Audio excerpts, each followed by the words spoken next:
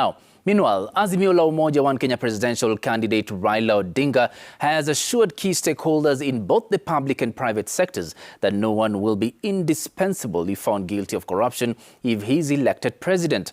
Odinga and his running mate Martha Karua, who last evening held an open consultative forum with individuals and corporate executives on how to achieve a corruption-free Kenya, reiterated that there will be no political goodwill to fight graft by restructuring procurement and revenue collection procedures in government, and at the same time collaborating with both the judiciary and investigative agencies to expedite corruption cases to instill public confidence. Citizen TV's senior reporter Seth Olale followed the panel proceedings in Nairobi. Fresh from completing a 4-day campaign at the coast, the Azimio la Umoja One Kenya leaders participated in a 3-hour consultative forum with over 300 entities and corporate executives on how to put an end to corruption in both the private and public sectors.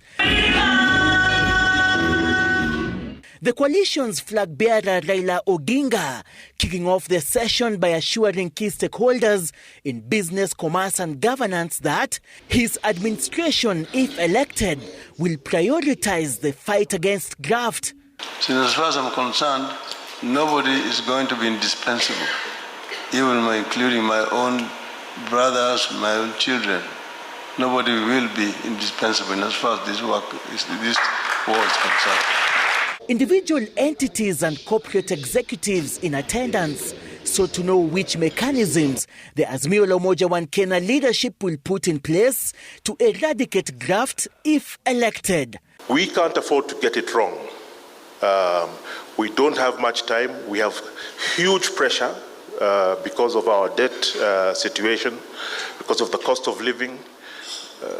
Our European brothers and sisters have decided to go to war.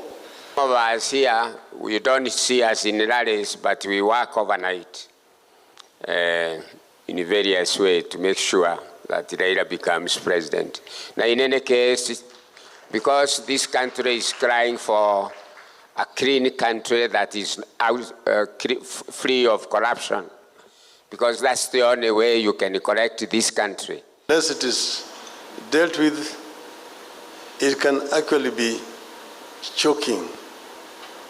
No actual development will be taking place in the society. That without fighting corruption, all the promises we make will be just hot air. It's easy to promise, but for us to be able to have that money to do that, the resources to do what we promise, we have to fight corruption.